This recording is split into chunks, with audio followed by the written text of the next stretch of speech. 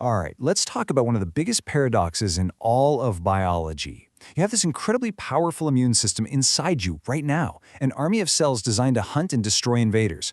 So, how does it know not to attack you? I mean, really think about that. How does this microscopic army tell the difference between a dangerous virus and your own healthy lung cells? The answer is this beautiful, complex dance of checks and balances called immunological tolerance. It's the key to everything. So here's our game plan. We're going to start with the big picture, this delicate tolerance tightrope. Then we'll look at the system-wide rules that keep things in check. After that, we're diving into the intense T-cell boot camp, meeting the peacekeepers out in the field, and finally, we'll see what happens when it all goes wrong. Okay, first up, the tolerance tightrope. This really gets to the heart of the challenge, right? It's not just about ignoring yourself. It's about ignoring anything that isn't an active threat.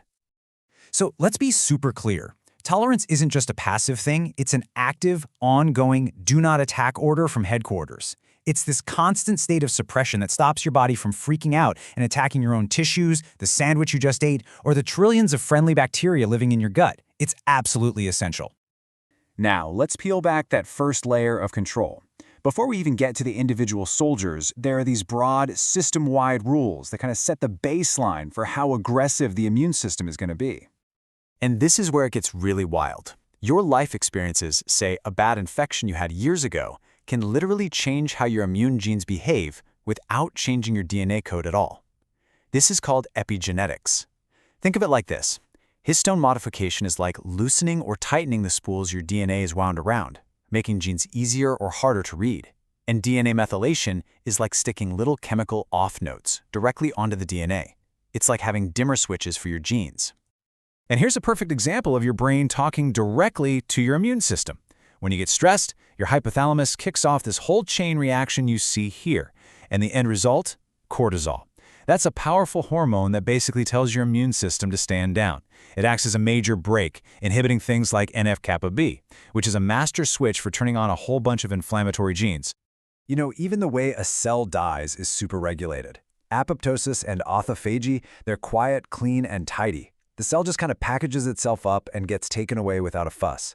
But necroptosis, that's a whole different story. That's the cell bursting open, spilling its guts everywhere and screaming danger to the immune system. That's what kicks off inflammation. Okay, now let's zoom in on the commanders of the immune army, the T cells. To make sure they're both effective and safe, they have to go through an incredibly rigorous training program in an organ called the thymus. We call this central tolerance. Seriously, think of this as the most intense special forces training imaginable.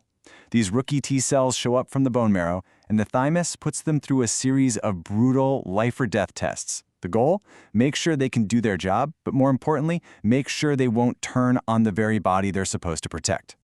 It's a two-step process. First up is positive selection. The test is simple. Can this T cell recognize our body's own cellular ID cards? These are called MHC molecules. If a T cell can't see them, it's useless, so it gets eliminated.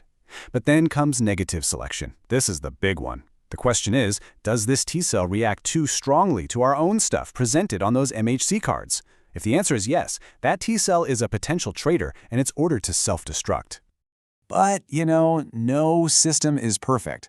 A few of those self-reactive T cells are going to slip through the cracks.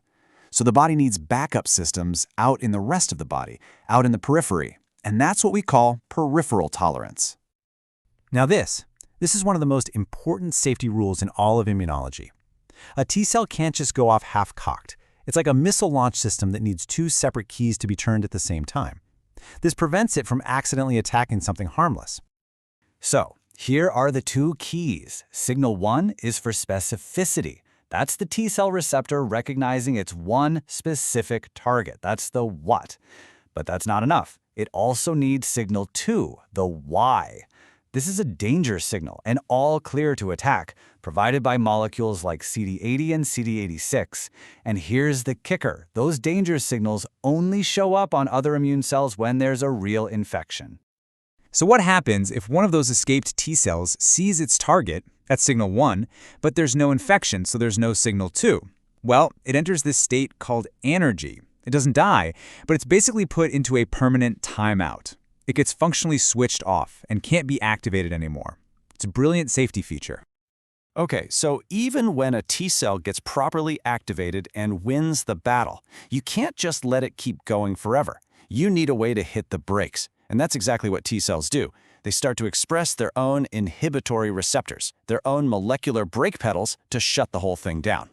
Two of the most important brakes are called CTLA4 and PD-1. And CTLA4 is just so clever.